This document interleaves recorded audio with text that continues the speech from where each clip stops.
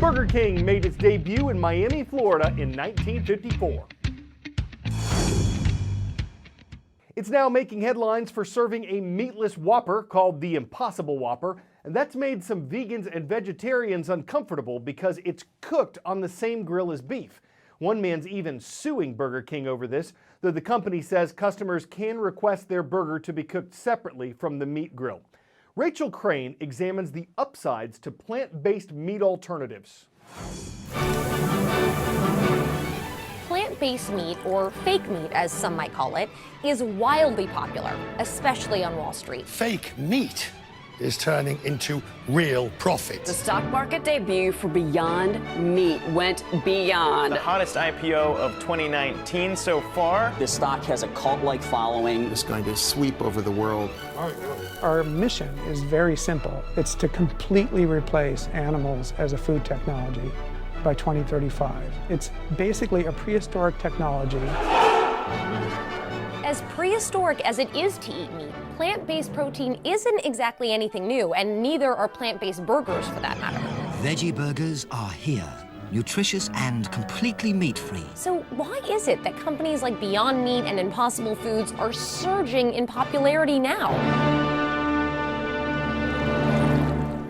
Notice that the packaging for these products don't include words like veggie or vegan anywhere on them, and that's on purpose. We absolutely only categorically care about meat eaters. It doesn't accomplish anything to sell meat to a vegetarian. But selling plant-based meat to a meat eater isn't exactly easy. That's why Beyond Meat is convincing supermarkets that its products ought to be placed directly in the meat aisle. And Impossible Foods has partnered with popular food chains to offer a plant-based alternative to their staple menu items. This is Wu-Tang in space, eating Impossible. The strategy is clear. Sell plant-based meat where meat eaters are actually shopping. So whenever you're out shopping, for yourself or the whole family, meat products that have been approved by the U.S. Department of Agriculture. And so far, the companies say this is working. In the first half of 2018, for instance, 93% of customers who bought Beyond Meat's plant-based products in Kroger grocery stores also bought real animal meat. And for consumers who bought the Impossible Whopper from Burger King, 70% of them said they regularly eat meat. Little do they know, their Whopper patty was actually made from plants. It might seem like consumers' taste buds are changing, but not quite. That's because today's fake meat products are created to look and taste almost exactly like real meat. But I wanted to see if we could use science to essentially sidestep the ethical debate, sidestep all the environmental issues, and allow consumers to continue to do what they love, which is eat meat. The visual cues are exactly the same, it responds the same, and you can use it for much more than a burger. It's worth noting, though, that traditional vegan and vegetarian products are still generally the healthier option. And consumers looking for an all-natural food choice might be turned off by these products' long list of ingredients, a concern that certainly isn't new. But there should be some kind of law that would keep people from selling bad food, especially meat. Now, experts believe that the popularity of fake meat is likely here to stay.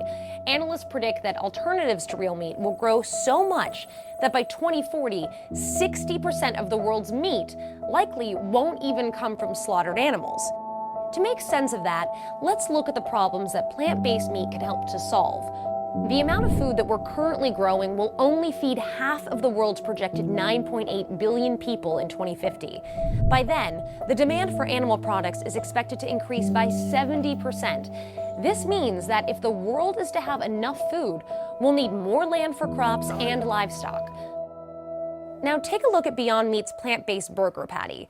Compared to a quarter pound of real beef, Beyond Meat's burger has 99% less impact on water scarcity and 93% less impact on land use, 46% less energy, and emits 90% less greenhouse gases.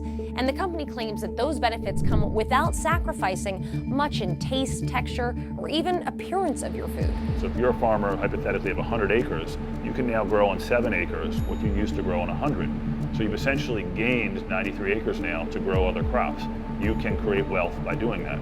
In the US, a quarter pound of plant-based meat is roughly $2 more than real meat. If we can get the taste right and the whole sensory experience right, if we can get nutrition right to where you get all the great stuff that's in meat but none of the downside, and you get price right, Then it becomes, why wouldn't you do this?